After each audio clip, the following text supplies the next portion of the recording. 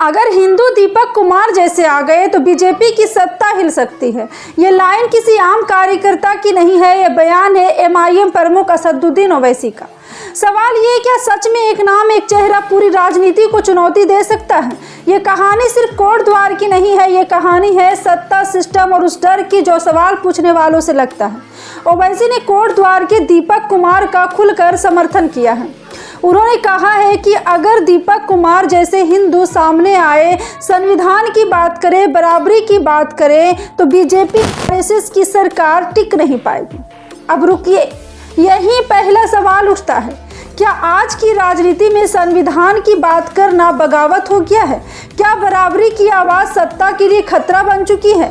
ओवैसी का कहना है कि दीपक कुमार सिर्फ एक व्यक्ति नहीं बल्कि सामाजिक और लोकतांत्रिक मूल्यों की आवाज़ है।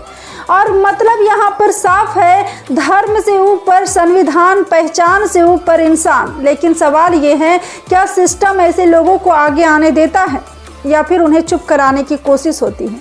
आपने देखा होगा, जैसे ही कोई सत्ता से सवाल करता है, कभी उस पर देशद्रोह का ठप्पा, कभी एजेंसियों की रेड, कभी सोशल मीडिया ट्रोलिंग। अब आप बताइए, क्या यही लोकतंत्र है?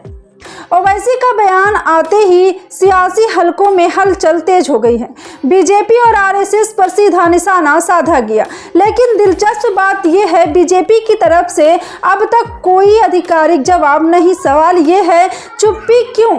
क्या जवाब देने से डर लग रहा है या फिर रणनीति है कि बात को नज़रअंदाज कर दो?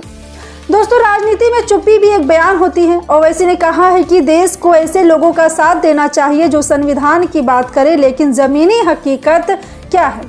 क्या संविधान की बात करने वाले सुरक्षित हैं? क्या लोकतंत्र सिर्फ चुनाव तक सीमित रह गया है?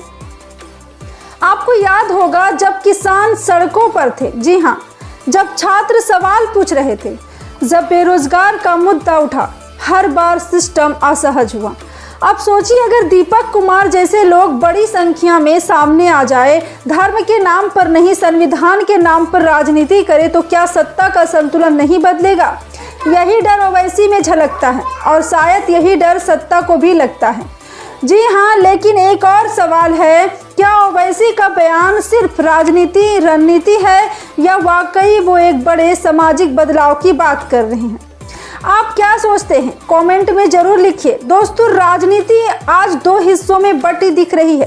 एक तरफ पहचान की राजनीति, दूसरी तरफ सवालों की राजनीति चल रही है। और सवाल पूछने वालों की संख्या अगर बढ़ गई तो सत्ता को जवाब देना ही पड़ेगा। यही वजह है कि दीपक कुमार का नाम इतना बड़ा मुद्दा बन गया है, इतना बड़ा मुद्दा। अब जरा आप खुद से पूछिए, क्या आप ऐसे लोगों का साथ देंगे जो बराबरी की बात करें, या फिर आप भी खामोश रहेंगे? क्योंकि याद रखिए, लोकतंत्र सिर्फ वोट देने से नहीं चलता, लोकतंत्र सवाल पूछने से जिंदा रहता है। ओवैसी ने एक बात तो साफ कही है, संविधान और बराबरी की बात करने वालों का साथ दीजिए। अब गेंद आपके पाले में है। क्या ये बयान आने वाले चुनाव का संकेत है? क्या बीजेपी आरएसएस के लिए ये एक चेतावनी है, या फिर ये सिर्फ एक राजनीतिक बयान बनकर रह जाएगा? आपकी राय क्या है दोस्तों? अगर आपको लगता है कि सत्ता से सवाल पूछना जरूरी है, अगर आपको लगता है कि लोकतंत्र को आवाज़ चाहिए, तो इस वीडियो को लाइक कीजिए, शेयर कीजिए, ताकि बात ज़्यादा से ज़्यादा लोगों तक पहुंचे। और ऐसे ही सवालों की पत्रकारिता के लिए चैनल को सब्सक्राइब करना मत भूलिए, क्योंकि सवाल जिंदा रहेंगे तभी लोकतंत्र जिंदा रहे। जय हिंद।